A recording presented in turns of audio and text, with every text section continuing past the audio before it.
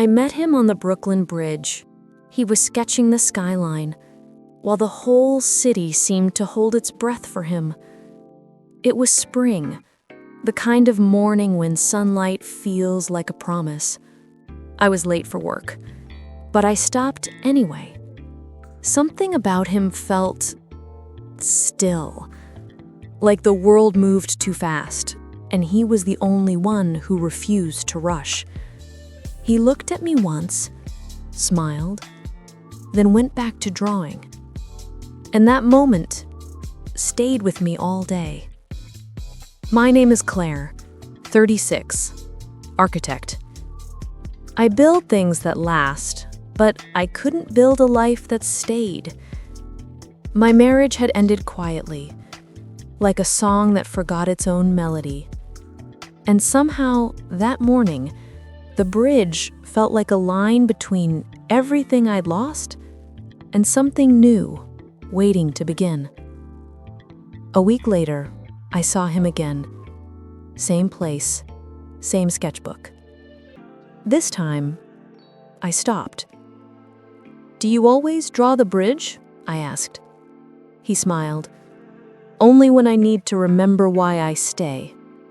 His name was Noah. He was from Vermont, an illustrator who said the city scared him, but it makes me feel, he told me. And I understood that more than I wanted to admit. We started meeting there, every Thursday morning before work. Sometimes we talked for hours. Sometimes we'd just watch the city wake up. Noah told me about his sister, the one he lost when he was 10. He drew stories to keep her alive. I told him about my divorce, how silence filled my house like smoke. He didn't try to fix it. He just listened. And sometimes, that's all you need. There was never a confession. No one said, "I like you." But every time I saw him, something inside me softened. Something I thought had died long ago. One rainy morning, the bridge was almost empty. He stood under his umbrella, sketching. I ran up behind him, soaked, laughing. He turned and smiled. "Claire, you're gonna catch a cold." "Maybe, but it's worth it." He reached for my hand, pulled me under the umbrella, and for a moment, the whole world disappeared. No kiss, no words, just that quiet, beautiful silence when everything finally makes sense. Then came the call. His mother was sick. He had to go back to Vermont. "Just for a while," he said. We promised to stay in touch. We did. For a while. Then the messages got shorter. Then they stopped. The last thing he sent me was a sketch of the bridge, 2 people under an umbrella.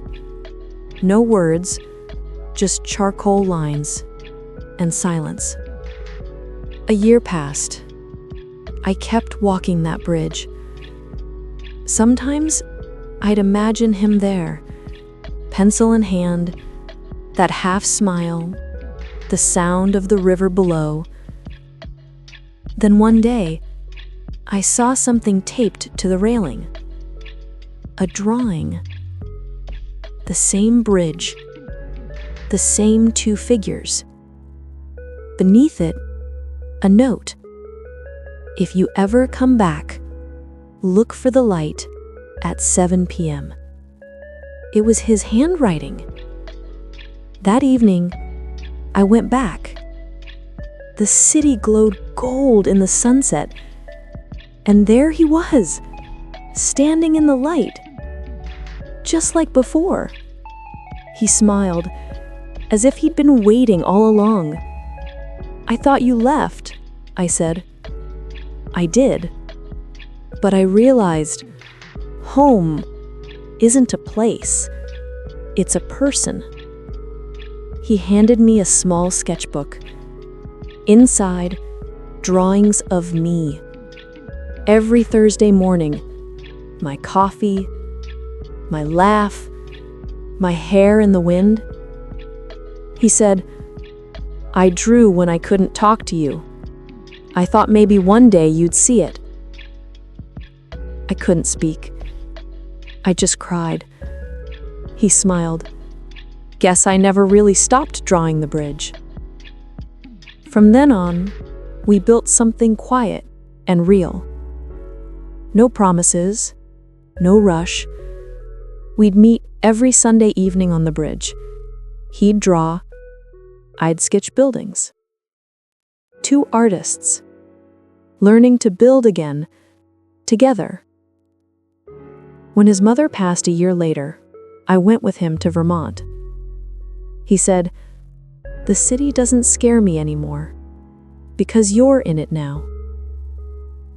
3 years later, he got sick. Heart failure. He said he wasn't afraid.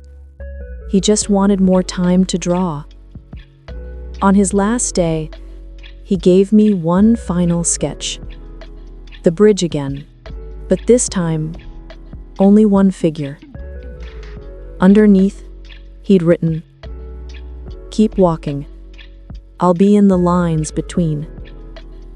He passed 2 days later. Now, every year, on the same spring day, I walk across the bridge at 7 p.m. I bring his old sketchbook. I open to the page where he first drew me, and I draw him back. Because love, real love, doesn't vanish. It becomes part of the city, part of the bridge, part of the light. When people pass and ask, "What are you drawing?" I smile and say, "Someone I met right here." And as the sun sets, I swear I feel him. In the wind, in the river, in the bridge between us.